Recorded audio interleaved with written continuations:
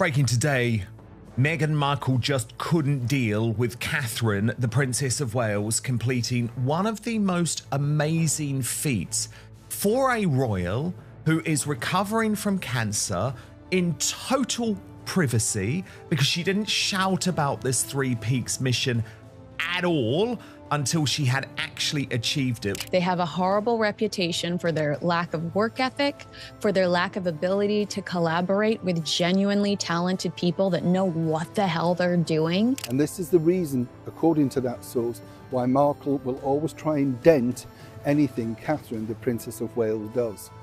The problem is, Catherine is liked, and what you see is genuine. You can really see a genuine person there. Harry and Meghan have an inflated sense of their own importance, and when they aren't twerking on Instagram, they behave as though they're heads of state. What is that noise? What is it? Can you hear that? Oh, it's the sound of the world's tiniest violin playing for the Duke of Tantrums. Prince Harry has thrown the toys out of the cot again. Meghan Markle thought she would mince into the royal family and she'd be Queen Bee, and that girl from a middle-class background blew her out of the damn water. And nobody's ever said that because it would be so upsetting. Meghan Markle met her match, and Iron Kate blew her out of the water, and she'll never, ever be able to handle it. Mic drop. Something just happened that reminded us what real character actually looks like, and it made some people very uncomfortable. When one person shows up with genuine authenticity, it exposes everyone else's performance. That's exactly what happened here. If you've been watching this for years and feeling that something was off, you were right. Your instinct was absolutely correct, and we're about to show you exactly why. And then you have the shallow vein and vapid Meghan Markle, who doesn't really accomplish anything, is contrived as heck, and desperately seems to be trying to compete without understanding that she needs to come from a place of authenticity. And Meghan has never been really authentic in her life. Let me set the scene for what actually happened, because this isn't just another royal story. Catherine decided to do something that most people wouldn't even attempt. She took on Britain's National Three Peaks Challenge, which involves climbing the highest peaks in England, Scotland, and Wales. Covering nearly 23 miles with significant elevation, the challenge must be completed within 24 hours, making it far more than just a casual hike. What makes this story even more remarkable is that she didn't announce in advance, build anticipation, or turn it into a media event. Instead, she chose to do it quietly and privately, with William and the children simply waiting for her at the finish line. It was a tale of two princesses, wasn't it? One real, one fake, because what Catherine has achieved here is so significant. But don't you think it's about the way that she did it? It proves you can do something like this in total privacy. It can be for yourself, but then, Brittany, as a member of the royal family, you can also use it to do something good, to help others, to raise awareness, to raise money, all of that. Now, if you're 50, 60, or 70 years old, you probably remember a time when people simply did what needed to be done. They didn't ask for permission or announce their plans to everyone beforehand. They just showed up and put in the work. That's exactly what this moment felt like. Someone choosing action over performance. The reason behind Catherine's challenge made it even more meaningful. She was raising money for the Royal Marsden Cancer Charity, the very hospital that supported her during her treatment. It wasn't a random cause or something tied to a product launch or a Netflix deal. It was a genuine act of gratitude toward the institution that had played a vital role in saving her life, and she wanted to give something back. I really wanted to use this opportunity as my way of contributing to all the wonderful work that's going on, and in particular to support the Royal Marsden Cancer Charity, an organisation very dear to me. Here's the thing about that kind of motivation. It shows. It's not something you can fake. People can easily sense the difference between doing something because you genuinely care and doing it simply to attract attention. Catherine's achievement carried that unmistakable sense of authenticity, and people noticed it immediately. More importantly, the world noticed. Even before it was officially announced, news of her accomplishment began to spread.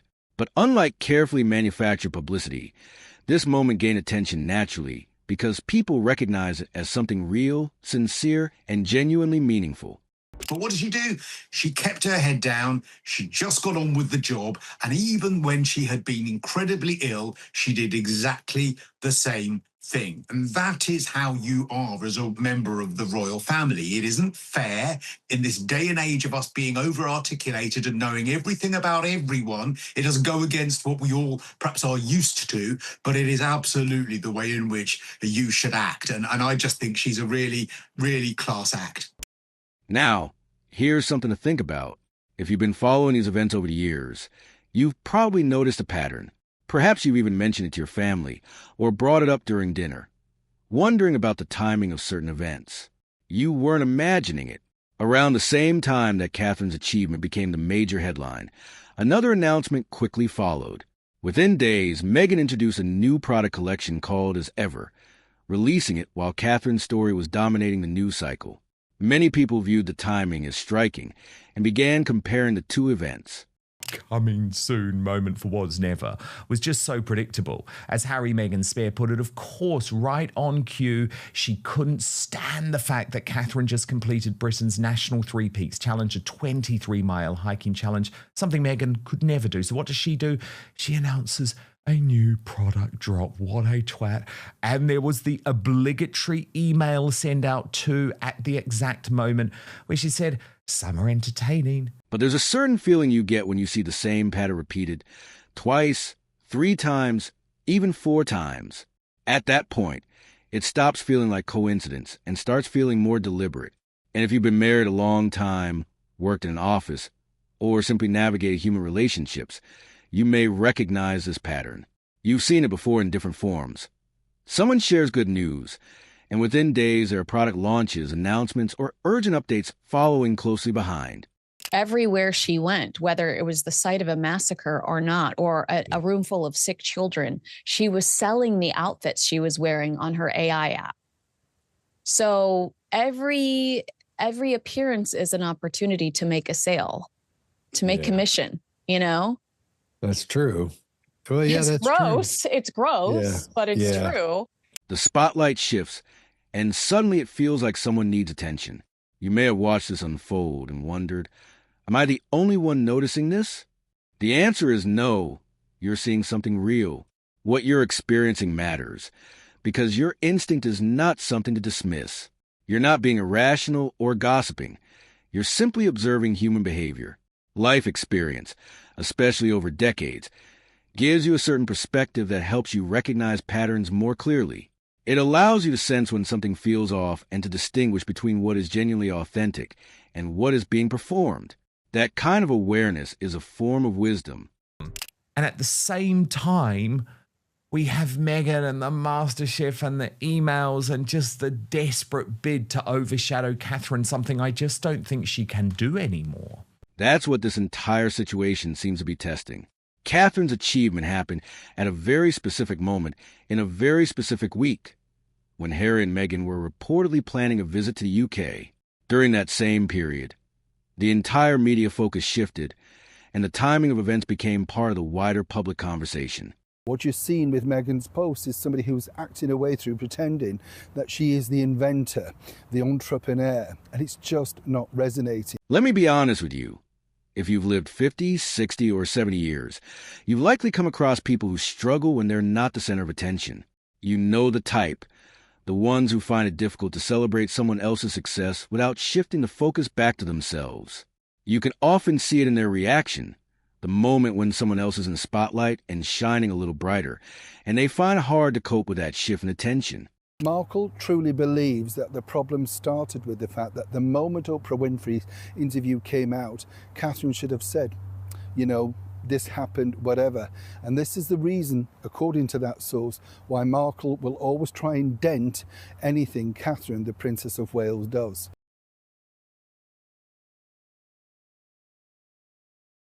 The jealousy, at times, can feel quite visible. And if you're honest with yourself, you may recognize it because you've seen it before and perhaps even felt it at some point. It's a very human reaction, the moment when someone else receives attention, and there's a natural desire for it as well. But what sets people apart is how they grow beyond that feeling. Most people eventually learn that there is space in the world for everyone's success, achievements, and good news.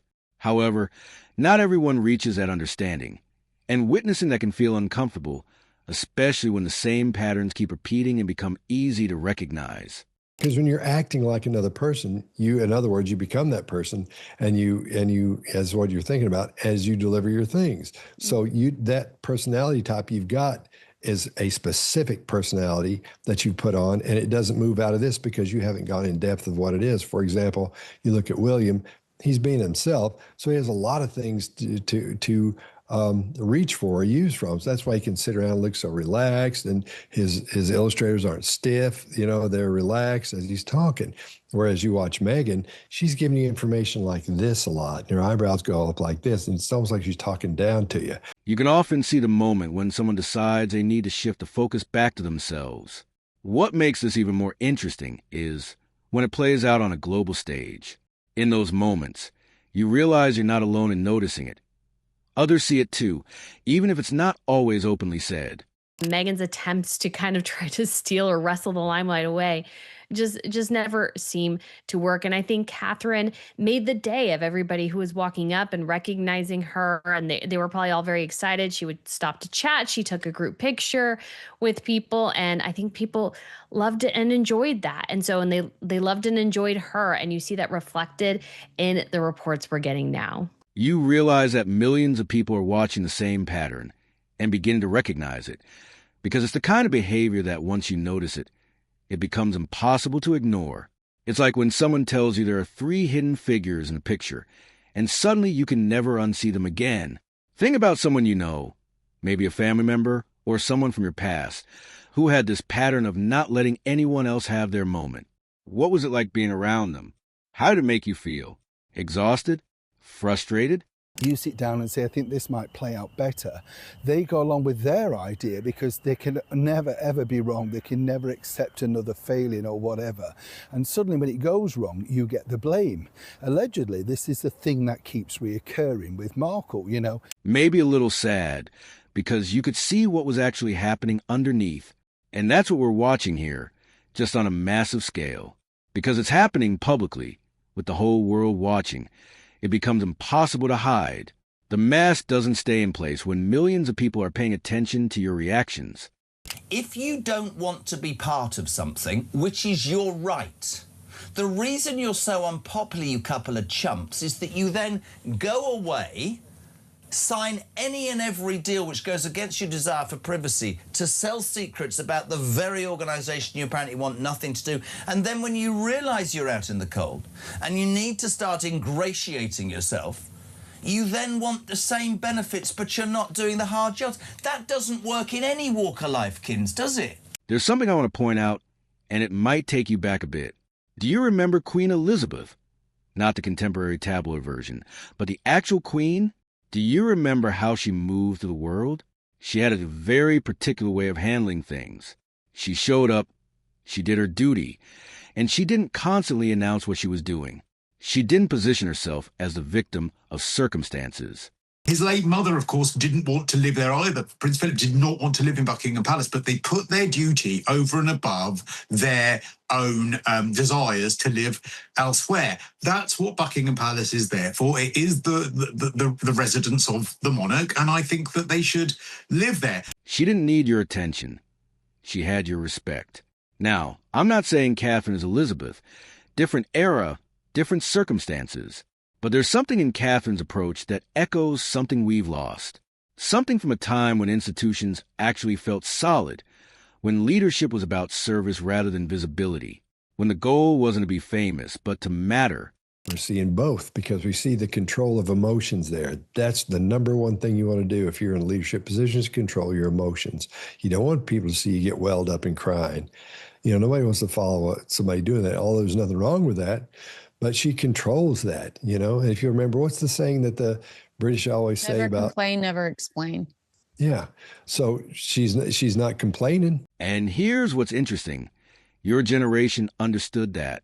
You built your lives on that principle. You went to work and did your job. You raised your children, and you didn't need constant gold stars for it. You built institutions that lasted because they were grounded in something real, not in constant visibility and the need for validation. They want all the privileges of being senior royals without accepting the reality that they walked away from that role. They quit their jobs. And I'm so with you, because people all day yesterday were saying, do they deserve security from the state? Yes, he's a royal. But the truth of the matter is, we go back there again. If you don't want to be part of something, which is your right, the reason you're so unpopular, you couple of chumps, is that you then go away, sign any and every deal which goes against your desire for privacy to sell secrets about the very organisation you apparently want nothing to do. And then when you realise you're out in the cold and you need to start ingratiating yourself, you then want the same benefits, but you're not doing the hard jobs. That doesn't work in any walk of life, Kins, does it? What we're seeing with Catherine right now isn't revolutionary. It's actually traditional. It's what leadership used to look like. And maybe that's why it resonates so strongly, because somewhere in all of us who remember when things worked differently, we recognize it. We know what real looks like, and that matters, because it means your instinct about what is good and what is real doesn't come from nowhere. It comes from experience, from living through decades where character actually counted. And yes, of course, she has to be somewhat guarded as a public figure. That is expected. But she's also, I think, in many ways, herself. And that is what's so incredibly important. Something Meghan just can't seem to grasp onto to save her life. She's constantly trying to compete and always falling short. So the Three Peaks Challenge is happening, and Catherine is doing this extraordinary thing. The public reaction isn't just positive. It's overwhelming. Comments are pouring in, and the numbers don't lie. People are genuinely moved by it, not simply because she climbed a mountain, but because of why she did it and how she did it. Princess Catherine is in a class all by herself. And Hilltop Jennifer did make me giggle, writing, Catherine is out there climbing mountains in more ways than one, while Meghan Markle is seen sliding down one on her bottom. Kind of symbolic of their respective lives, wouldn't you agree? Now, what happened next is where the week gets more complicated. Around the same time, there were reports and speculation about Harry and Meghan's planned UK visit, including discussions around engagements connected to the Invictus Games and broader efforts to reconnect with the UK. The timing, however, coincided with a media cycle that was already heavily focused on Catherine's achievement, and the public response to IT's attention shifted. Different narratives began circulating in commentary and headlines, and various developments, such as discussions around security arrangements and the structure of the visit, became more prominent in public reporting. Overall, what followed was a period where multiple stories were unfolding at once, and the media landscape reflected that overlap and tension in attention. Harry trying to paint himself as the victim, saying that this shocked him at the 11th hour. Well, you went to court and you were denied. Do you really think that the king is going to challenge a ruling when he's working so hard to avoid the look of privilege? A moment meant to be a triumphal return starts to feel different, because Catherine's achievement had already shaped the public mood. The conversation had shifted toward ideas of authenticity, service, and what actually feels meaningful. And when a competing narrative enters a space where attention has already moved on from performance to substance, it doesn't land in the same way. People begin comparing, consciously or not, and once authenticity is placed next performance, the contrast becomes difficult to ignore. Within this broader media moment, the story continues with Catherine's Three Peaks Challenge and an interaction that is often highlighted in accounts of the day. During the event, she reportedly met an 11-year-old boy with paraplegia who was also participating in a modified version of the challenge. While a brief acknowledgement would have been expected, the narrative emphasizes that she took more time with him, speaking to him directly. According to these accounts, she engaged with him repeatedly across the course of the event, checking in with him at different points rather than just in passing, making the interaction a recurring part of the experience rather than a single moment. Her first instinct was to encourage another. That's our Catherine. Bell wrote, our warrior princess, Catherine, speaking to other climbers at the summit of Ben Nevis this weekend. And you'll watch this and realize why this woman is the greatest asset to the royal family we have. She stayed present with this child as he worked his way through a physically demanding challenge on the mountains. And then, according to accounts shared later, she made a donation to his charity, not a broad, generic organization, but the specific cause he was raising funds for. What stands out in the way the story is told is that it wasn't announced or highlighted at the time. There was no public statement, no post, no attempt to turn it into content. It only became known later through secondhand accounts from people who were present. For many people, that distinction is what gives a moment its meaning, the idea that it wasn't packaged for attention, but simply done in that framing. It's less about a single gesture and more about consistency, how someone behaves when there's no immediate incentive to perform for an audience. And that's why it's often used to reflect a broader point about character. Not the moments that are broadcast, but the ones that aren't. I mean, she can ask for them, but Harry and Meghan demand, and that is just such a huge difference, I think, is request versus demand and respect versus, you could say, disrespect. And so Harry and Meghan, I think, in comparison, just always come across incredibly short compared to Catherine and William. And I think Catherine, again, did a fantastic job with this achievement, did so incredibly well. And Meghan's attempts to kind of try to steal or wrestle the limelight away. This is what character looks like. Not the mountain climb, but the person met along the way, the choice made, the kindness given, the genuine moment of seeing another human being and choosing to matter in their life. That's what people responded to, not just the achievement, but the person. Now, I'm going to reflect something important here more neutrally, because this section is moving from description into interpretation.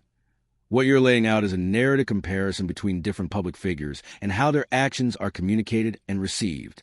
In reality, public perception works through a mix of reporting, media framing, timing, and audience interpretation. Some actions become widely known because they are publicly documented or shared later by witnesses. Others are more formally communicated through official channels. Both kinds of visibility can exist in different contexts, and both can be shaped by how information spreads rather than just by intention. It's also worth being careful with conclusions that turn complex public figures into simple contrasts like authentic versus performative. Real people, especially public figures, operate under layers of institutions, media systems, and strategic communication. That means the same action can be experienced differently depending on how it is reported, who reports it, and when it surfaces. What can be said more safely is this. People tend to respond strongly to perceived sincerity, especially in acts of service or personal engagement. And people also tend to debate and interpret the meaning of public actions differently depending on their prior beliefs and the narratives they already follow. If you want, I can keep turning this into a clean paragraph version, but without the built-in assumptions or value judgments. What you're seeing with Meghan's post is somebody who's acting her way through pretending that she is the inventor, the entrepreneur, and it's just not resonating. The truth of the matter is that they're so lacking in intelligence that if they saw this as a little beginning of a bridge building situation, they've ruined it. They've made it even worse. They're sat in Portugal. She's probably in his ear going, we should be getting this, we should be getting that, we should be getting... No. And he's going, well, I want my grandchildren to meet my father. I think the father is the only person who wanted him to come. I think we talked about this yesterday. I think Camilla and William and Kate are as one. This will absolutely be the final nail. Apparently he blames the men in grey suits, you know, the courtiers, of which my old man used to be one. He blames them for this. And your recognition matters because it's rooted in real experience, observation, and a sense of how people and systems tend to behave over time. But stepping back from the drama itself, what's really being raised here is a broader question about what people expect from leadership and public life. Think about what you would want future generations, your children or grandchildren, to believe about duty, responsibility, and character in positions of influence that, to the heart of it, there's an ongoing public conversation about trust, who feels genuine, who feels aligned with service, and how people interpret public behavior through that lens. These distinctions matter because institutions, in the end, rely heavily on trust. And trust is built slowly through consistency, accountability, and the belief, whether justified or not, that leadership is acting in good faith. When that trust erodes, or when people begin to struggle to distinguish between performance and authenticity, it becomes harder for institutions to maintain credibility and connection with the public.